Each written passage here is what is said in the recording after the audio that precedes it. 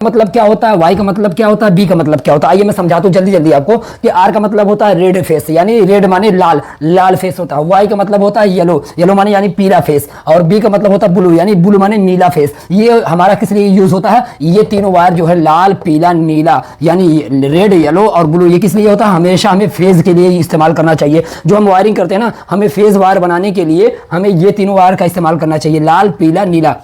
ये हो गया। इसको किससे जानते हैं, आर अगर लिखा रहे तो समझ जाइए कि रेड फेस है, वाई लिखा रहे तो समझ जाइए कि येलो फेस है, बी लिखा रहे तो समझ जाइए कि ब्लू फेस है, और एन जहां लिखा रहता है उसका मतलब होता है न्यूट्रल, उसका न्यूट्रल मतलब होता है। और न्यूट्रल में हमें हमेशा काला वायर यूज करना चाहिए, न्यूट्रल के लिए हमें हमेशा काला वायर यूज करना चाहिए। और ई का मतलब होता है दोस्तों अर्थिंग, ई से हम जानते हैं ई का मतलब होता है अर्थिंग, और अर्थिंग में हमेशा हरा वायर यूज करना चाहिए, हरा वायर, हरा और येलो भी यूज करते हैं लोग, उसमें हरा और येलो दोनों रहता है, उस तरीके का ये वायर यूज होता है। अर्थिंग के लिए हरा वायर यूज होता है। और ये दोस्तों देखिए बी बना रहा है तो आप समझ जाइए ये बोल्ट का सिंबल है, बोल्ट। ये बोल्ट बताने के लिए, जैसे हमारा किसी वायर को हम चेक करें तो कितना बोल्ट है, 220 बोल्ट है या 380 बोल्ट है, तो हम बी जहां बना रहा था उसे उसका इंडिकेटर है कि बोल्ट, और ए जहां बना रहा था उसका करंट चेक करने, करंट का जो है वो चेक करने के लिए उसका जो है सिंबल रहता है ए। और ये डब्ल्यू जहां बना रहता है उसका मतलब होता है वाट, वाट का ये इंडिकेटर है, वाट का ये सिंबल है, ठीक है। और ये पी जो लिखा है दोस्तों, ये फेज का सिंबल, जहां पी लिखा रहता है वो समझ जाते हैं कि ये फेज वायर होगा,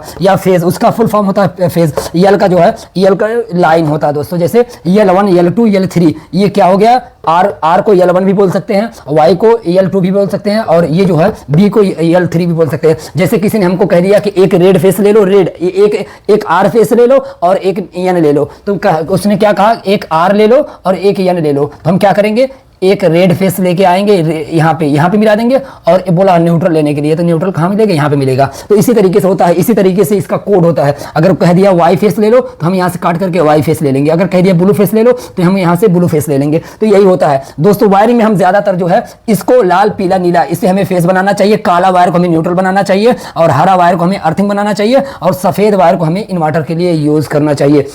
और ये आर का मतलब हो गया रेड फेस, वाई का मतलब हो गया येलो फेस, बी का मतलब हो गया ब्लू फेस, एन से हम न्यूट्रल देखते हैं, और ई से अर्थिंग होता है, बी से बोल्ट होता है, ए से एम्पियर होता है, ये डब्ल्यू से वाट होता है, और फी से फेज होता है, पी से फेज होता है, एल से लाइन होता है। ये पूरा सिस्टम इसका।